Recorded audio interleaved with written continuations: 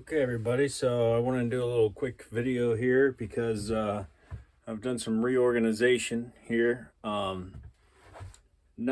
only I like using the 10 C's to go by for arranging my gear and packing my gear.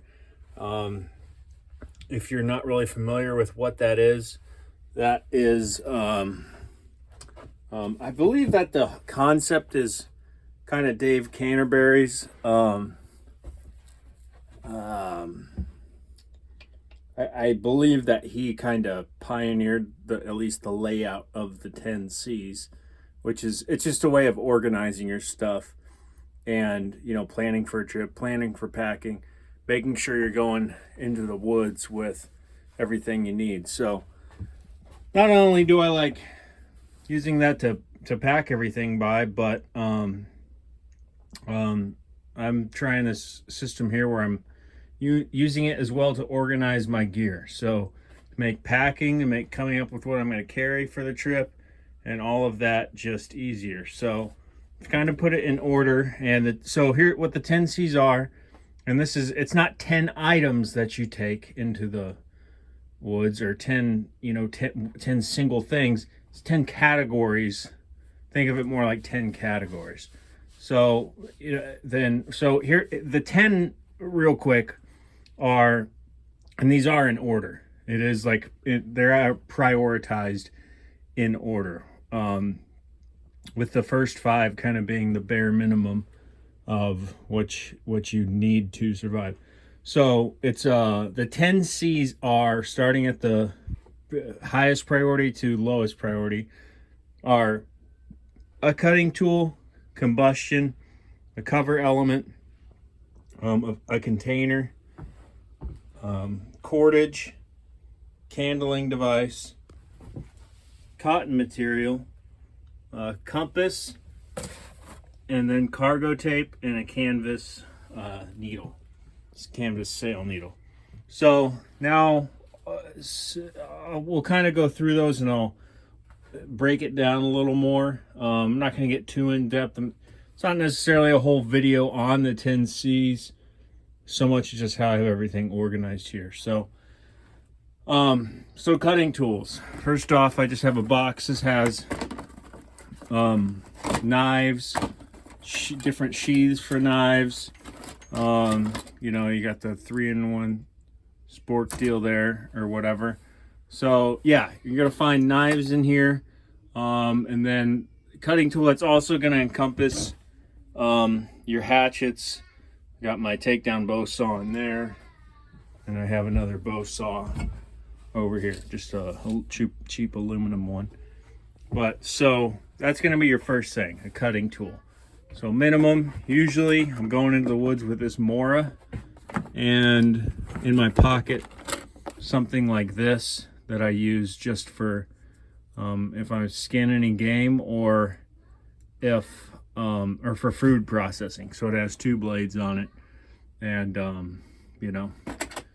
I got a nice sharp knife that's going to be used for food and whatever. So also I have my shovels in with the cutting tools. That would fall under cutting tools. So things like your axes, your hatchets, and I'm going to come up with something to kind of hang them here so they're in the area. But so that's kind of the first category there, just to give you an idea. Next we get to combustion. So this is going to be your actually this would be in here. So this is my, let me just kind of show you here. Got all kinds of books here. So this is what I call my fire rule, and I made this. It's just a tool rule concept with my different things in it. I have a ferro rod. I have my empty Altoids tin for charring material. Vaseline cotton balls are my personal go-to favorite. So magnifying glass, little piece of jute that I can make bird's nests with. If I need to start a fire with just an ember or whatever. It's just kind of everything that I need in this convenient little flap that down, flap that over. Waxed canvas. Also, I have this area here where if I'm making shavings, I can shave them on here, and it's a nice dry contained area if I'm making wood shavings or something like that. So that would be in here. Combustion is gonna be, this is all, I just did these are all newly coated with petroleum jelly. So I've got these quick flames. These are back in stock at the dollar store, so I've been loading up on these because they're literally $1. So pretty cool. I don't know if I can refill them. I'm going to be experimenting that. I'm going to be doing some videos with these, kind of just testing these out. Got an extra ferro rod in there. You know, I'd have some extra lighters and stuff thrown in there. My fire roll is going to be thrown in there. Honestly, I typically keep my fire roll in my haversack, but we're just going to keep it in there. We're going to keep it in there. So now we get to cover. Third category, cover. So far we've got a knife, something to start fires with.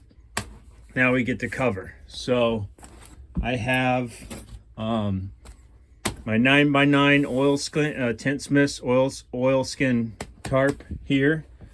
And under that, I have my DD tarp, Sil Nylon 3x3, or basically, 9 foot by 9 foot ish Sil Nylon tarp here. So these are basically the same tarps. One's just oilskin, one is DD tarp. I really enjoy this oilskin thing. It's heavy, but it's worth it. I've got just a kind of, I think this is like a 4x6 tarp here, which if I need to take something for some reason, I want a footprint to lay down, if I need whatever. I need an extra tarp for some sort of rain fly or whatever. That's just an extra tarp. It's more heavy duty than whatever the cheapest one is, but it's not a light duty. I've got a, this is one of those Harbor Freight canvas tarps here. I'm gonna be doing kind of a permanent shelter build here soon. And this is probably what I'm gonna be using this for on the roof. For permanently, temporarily, until I build some sort of thatched roof. But in the meantime, I'm probably going to use these canvas tarps. They're actually not that expensive. So I've got my hammock up here, which, does kind of fall into cover. And really, listen, also in the category of cover is going to be your clothing, your sleeping bags, your hats, your gloves, all that stuff. Up here, I just have my shelters.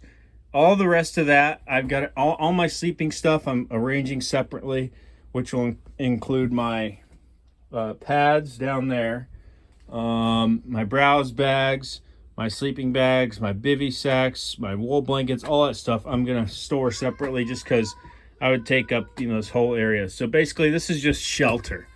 This is kind of first line stuff I'm going to have up here, and then it breaks down more. And we can go. I have one of those tents up here. That was just, I was out of a $10 bundle off of Marketplace. I got like that tent, a compass, this little shovel. So, I'm so much of this gear. I've got a lot of stuff, but a lot of it is used. Those were $1 a piece. These sleeping pads were $1 a piece.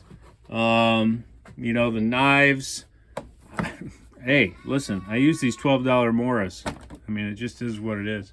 I'm gonna get another knife. I have an SRK compact here, which I like, but I really just like those Moras. Yeah, I know they're not full tang. But no, this, obviously the oilskin tarp's not used, and is probably the priciest thing that I've gotten here, but I like it a lot, and I sold a dirt bike that I was working on to pay for it, so whatever.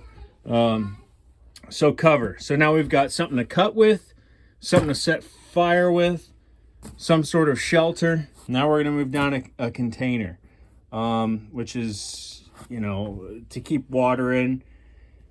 And I don't even, if it's not metal, I'm not even going to bring it at this point, honestly. These canteens, this canteen here, This is about, I think it's like a 24-ounce canteen. This was 99 cents from Goodwill. This canteen, 99 cents from Goodwill. Okay. You can see I have a few of these back here. Because listen, first of all, they don't weigh any more than an Nalgene bottle. If they do, it's negligent. You know, if you want to heat up water, you can just put your canteen in the fire. If you want to boil water, which is, if I'm collecting water, I'm boiling it to purify it.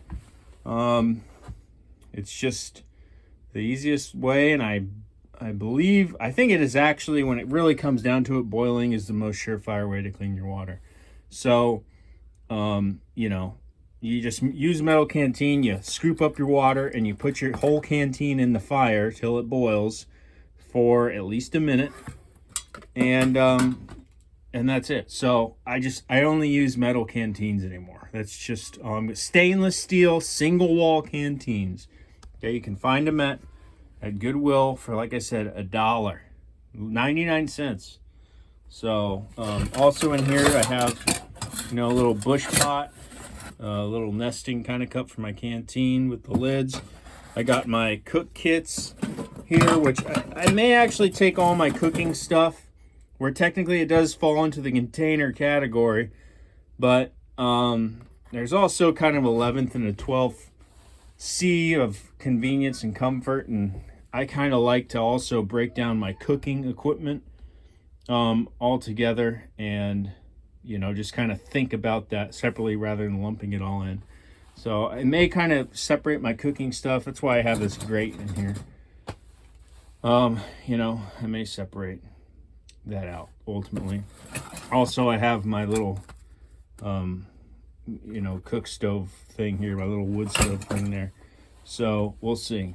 But yeah, container. So where are we at? Number one, we got something to cut with, something to set fire with, something to cover us from the elements, some kind of shelter. We got something to keep water in, basically, some kind of container. Now we move to cordage. 5, and this rounds out the top 5. So these are like the top 5 things. Whatever you do, always have these 5 things with you. And cordage, obviously we got our roll of bank line there. It's pretty much the only cordage I use.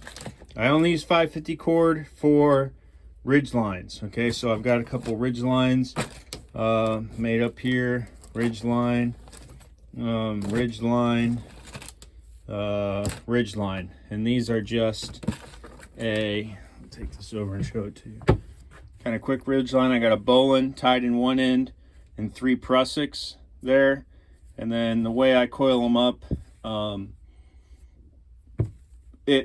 you attach this bowline to one tree, and then it all pulls out of from that end. So it kind of works out pretty well. I have my stake bag in the cordage bag. Sometimes I'd like to keep it. I'm actually going to make a new stake bag that's red, so it sticks out from all my other bags, which is actually another reason why I put patches on stuff, because I have all these patches.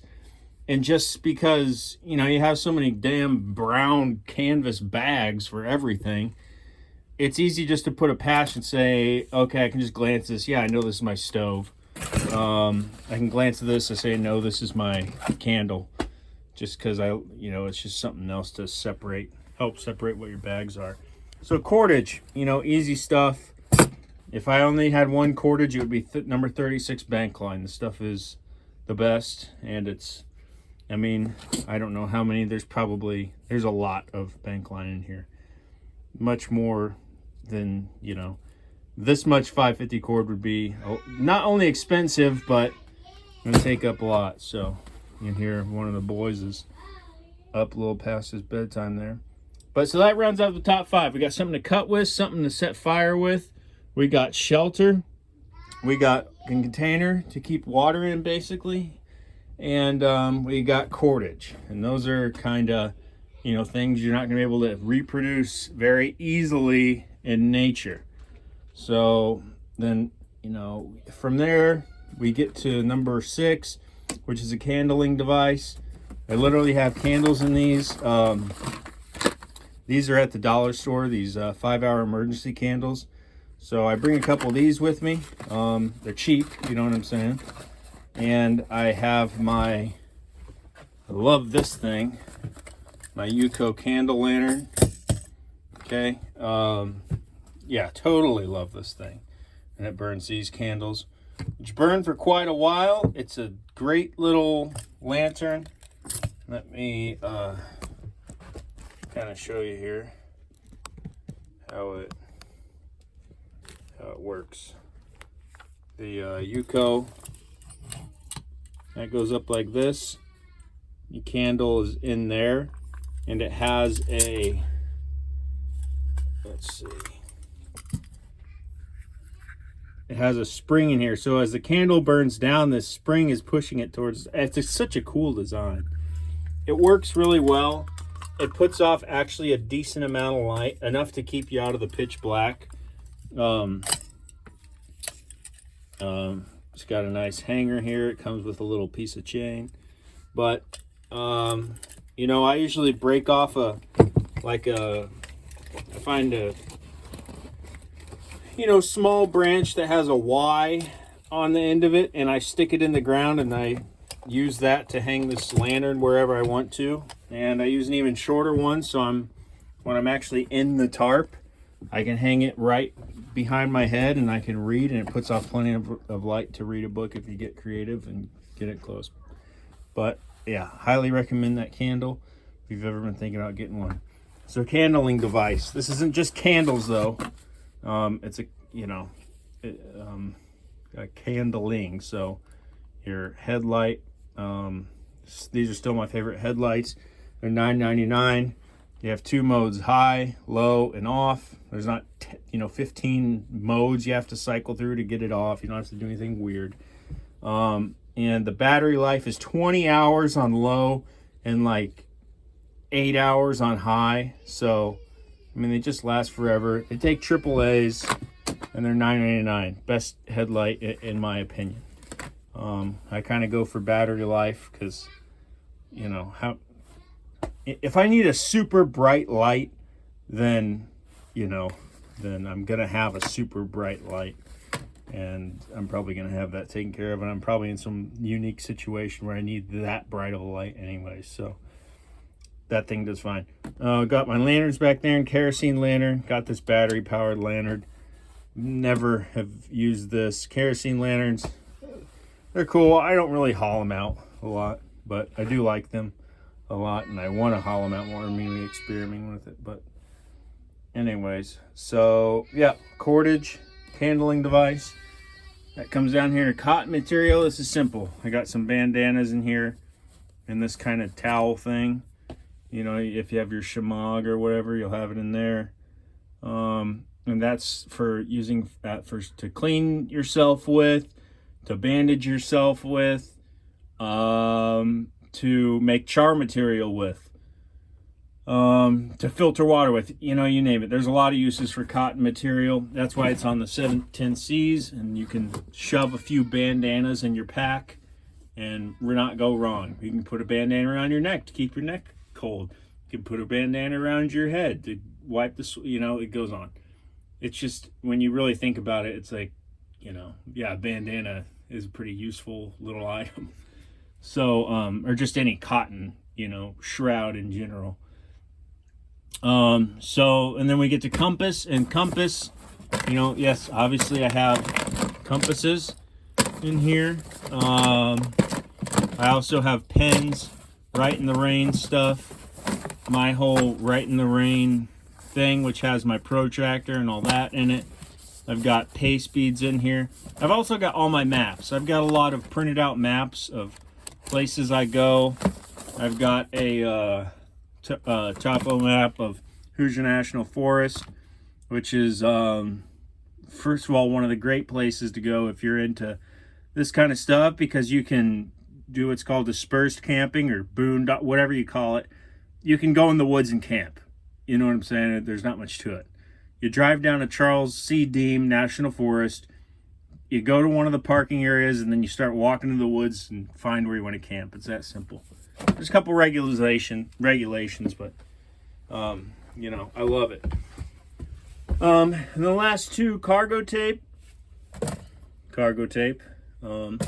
I like to throw a roll of electrical tape in because it's kind of got an elasticity about it, which is good for just closing something up nice and tight.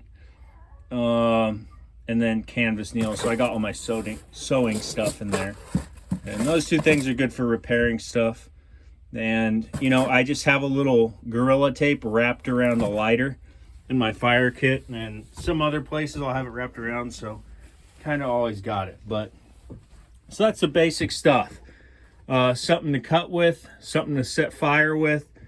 Number 3, cover for, you know, a shelter. Number 4, your container, which is just a water bottle. Like I said, just go to Goodwill and get you some stainless steel water bottles, single wall.